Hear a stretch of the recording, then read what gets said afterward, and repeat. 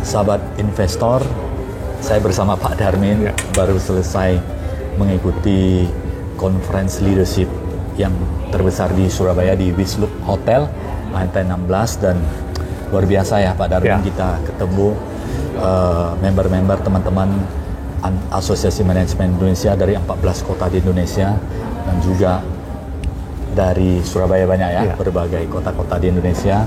Banyak yang menghadiri, ada 500 peserta, antusiasmenya juga sangat bagus, dan kita juga jumpa narsum yang luar biasa ya. Ada Pak Sadik, Bio Farma, Direktur Utama Bio Farma, dan narsum-narsum yang luar biasa.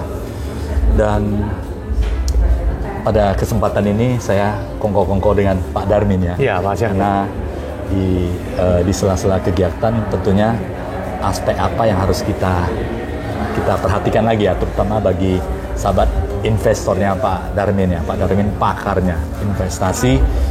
Dan Pak Darmin, kalau kita melihat sekarang kan inflasi yang meningkat dan kemudian suku bunga juga ya meningkat, dan kemudian harga minyak dunia yang volatilitas mungkin kadang naik, kadang turun, dan cenderung naik, ditambah lagi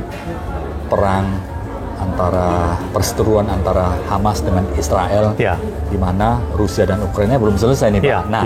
Sebagai investor, apa yang harus disikapi ya Pak ya? Apakah saat ini bagaimana wait and see? Apakah ada strategi atau kajian khusus mengenai investasi ini supaya ya namanya investasi apa ya, tentunya faktor keamanan juga sangat penting. Selain faktor cuan, faktor keamanan ya. Jangan ada pikiran mau cuan ternyata nyungsep atau mengalami kerugian. Apa yang harus dipersiapkan Pak Darmin? Dengan ada perubahan-perubahan dan juga banyak hal-hal yang unpredictable terjadi, seperti yang Hamas serang di Gaza ke Israel dan sebagainya, investor itu harus orientasinya, kalau dulu mungkin dia lihat suatu perusahaan fundamentalnya bagus, sudah murah, dia belum ada katalis atau belum ada sentimen mau perbaikan, dia bisa beli dulu. Tapi sekarang cara-cara ini harus dirubah. Kalau kita beli bisa, tapi mungkin harus sangat-sangat sabar, bisa bertahun-tahun nggak naik-naik, atau bisa ada kejadian yang negatif, dia bisa turun lebih rendah lagi. Jadi sekarang jangan kita kalau untuk di pasar modal, di saham khususnya, lebih orientasinya ke trading. Trading itu sama dengan orang buka toko, dia transaksi jual beli. Jadi kalau Anda beli barang-barang yang tidak tren, konsumen tidak suka, mungkin akan jadi stoknya lama. Jadi ikutilah apa tren sekarang. Jadi saham itu apa katalisnya, apa sentimennya, apa yang bergerak di market yang sedang mulai starting naik, itu ikutin. Dan sudah untung, realisasi. Jadi ambillah apa yang bisa market berikan. Jadi jangan terlampau rakus, greedy. Jangan juga terlampau takut. Jadi itu yang pertama. Yang kedua adalah kalau kita sudah salah beli, jangan melawan arus. Jadi harus bisa tahu cut loss atau stop, jangan tambah beli lagi.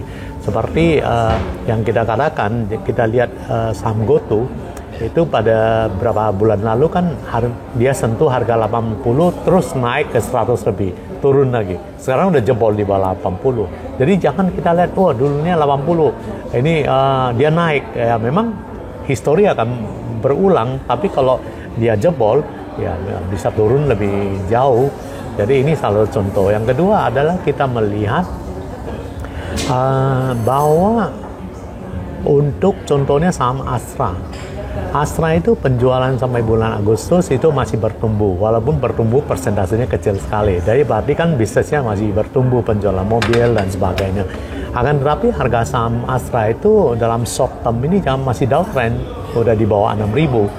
Jadi kalau kita lihat valuasinya itu murah, yaitu price earning ratio-nya masih murah, dan juga kita melihat dari segi valuasi PE ratio, price book value 5 tahun terakhir, ada satu teori mengatakan akan back to the mean, artinya akan balik ke valuasi harga rata-rata 5 tahun.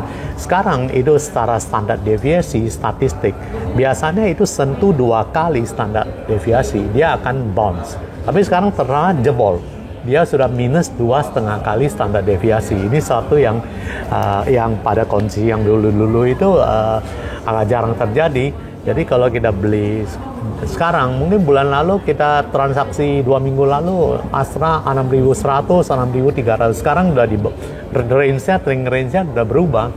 Jadi kita harus selalu menyesuaikan price range, trading range, dan juga sentimen-sentimennya yang terjadi.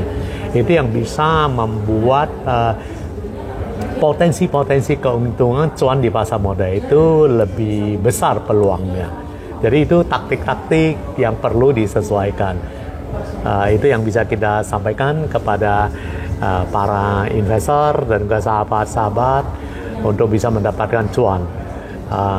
Ikutin cuan bersama Darmin untuk episode selanjutnya untuk update informasi. Terima kasih. Salam cuan untuk kita semua. Salam cuan.